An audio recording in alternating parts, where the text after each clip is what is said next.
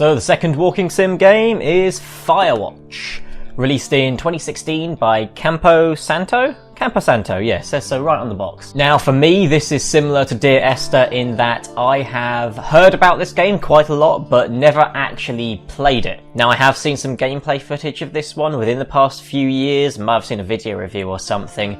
I'm pretty sure there's a little bit more in terms of interaction with objects in the world and that kind of thing than there was in Dear Esther, which I just did. Other than that though, I'm not really sure what to expect beyond normal walking simulator adventure game style stuff. It's pretty highly rated and I've seen it recommended quite a lot, so let's take a look at it and see.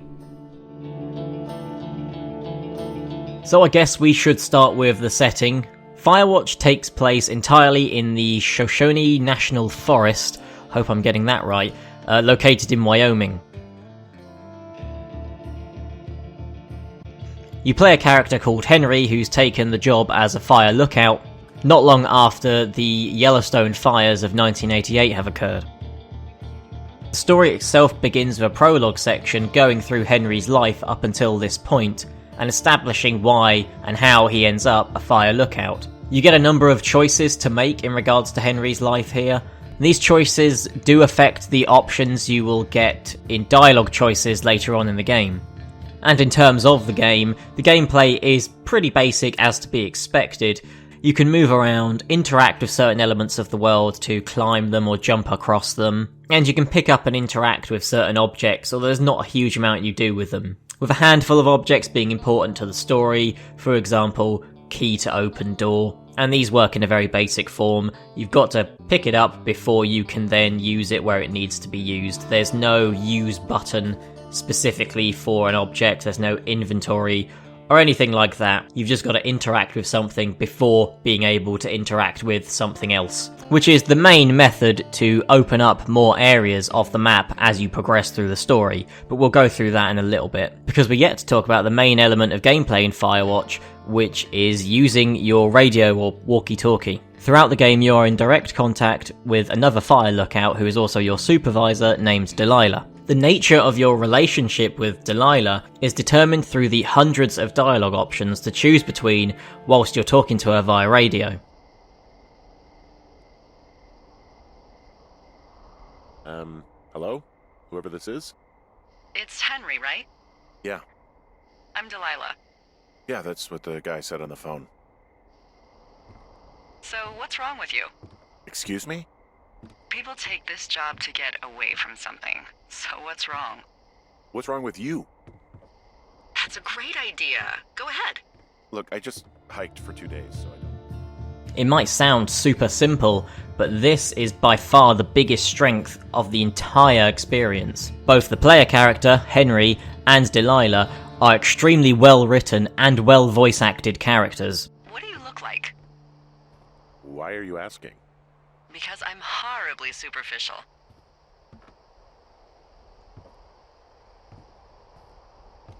Well, I get confused for Burt Reynolds all the time. Oh, is that so? Women say that we have a similar musk. Uh-huh. Each individual player might have a slightly different interpretation of their relationship depending on the dialogue choices you make as well, but no matter what way you go, it's extremely compelling as you work your way through the story of the game, which with this being such a story-reliant experience, we'll just say it involves a mystery. Now, it's kind of up to you and how you experience Firewatch as to whether this mystery is what takes over as the main part of the story of the game, or whether it's exploring the characters themselves. Whilst working your way through the mystery side of the story, it does have some genuinely tense and almost kind of scary moments that, thanks to the great level and sound design, are really, really effective. Being that the nature of the game involves a lot of backtracking, a lot of walking through, I don't want to say empty areas because it's a very nice looking game, but areas that you've explored before and there's not a lot going on other than just the scenery, having that walkie-talkie the whole time means you're always getting a little bit more story and a little bit more character development the whole way through, so it's never a boring experience and it can be really difficult to put the game down. I beat it in one sitting, so I never even had to. As for the setting itself, the whole map looks incredible and is very, very well designed, with tons of hidden little details. The map is semi-open, and by that I mean you've got one big map to explore, but certain areas are locked off until you reach certain points in the storyline. So this makes it a fairly linear experience in a very open area, but I wouldn't say you notice it all that much. It does well to make sure you don't have to backtrack and go through areas you've been through too often. They get it just right so that it matches the experience of being a fire lookout, in that you start to know the trails and your way around without having to look at the map. You become familiar with the area, but not so much so that it's a slog, and like I said earlier, you've always got that walkie-talkie there to hold your interest. So it's just really awesome seeing everything work together to make one big experience. And the whole experience, the whole story is building towards a big ending. You get that feeling quite early on, and as you go through, it sucks you in, so you just want to see what it is. And no spoilers here, so we'll just say the ending itself has been pretty divisive. And whilst all of the choices you're making are important to certain elements of the game, the main plot points do all stay the same. So no multiple endings or anything like that. And that's not a criticism, it's just something I thought was worth mentioning, considering the amount of options the game throws at you in terms of dialogue choices in particular. Just know that you're not necessarily gonna see a different story unfold if you were to play the game again, making different choices. Now this is the second game in a row that offers us a commentary track, which makes sense with this kind of linear style. It fits right in. And I'm just going to be echoing the Dear Esther video now, but it's just nice hearing what the developers were thinking and planning going through this whole development process for Firewatch. You can also unlock a free roam mode when you complete the game, which is a nice option to have when you just want to take a look through the world and all the little things that are going on there. Everything opened up and unlocked because it's not restricted by the game's story. Though being honest, I didn't feel the need to play the free roam mode. I felt like I got everything I needed from the main experience. And I don't really feel like there was any stone I left unturned, but nonetheless, at least the option is available. And it's always cool when the physical copy gets a little something extra than just the disc. So here we have a nice big map of the area, same one you use in the game, which you could realistically use to navigate yourself through the game if you wanted a more immersive experience, I suppose. And the other side of it has some more game related info as well. You know, it's just nice to get something these days.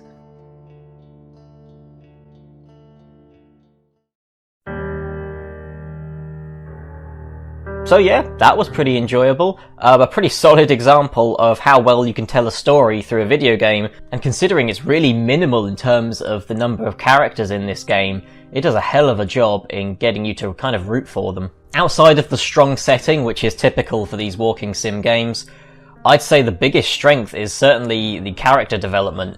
In a short amount of time, you really get to know the few characters that are involved with this little story. On the whole, it's a 4 or 5 hour experience, and I ended up playing through it all in one sitting because I wanted to know what happens next. And speaking of what happens next, I am interested in hearing what people thought about the ending.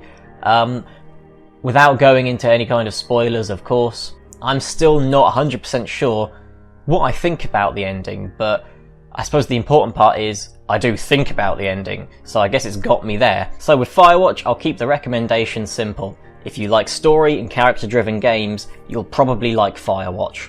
This is the peak of what a walking simulator is. If there was much more here in terms of gameplay and mechanics, it would be a more traditional adventure game. On the most part, Firewatch does everything right, so I'd recommend just going for it and giving it a playthrough, because you haven't got much to lose. You can get through it in 1 or 2 sittings very, very easily. In terms of picking up a copy, this release is a limited run release, so it's probably on the pricier side, although I doubt it's extremely expensive.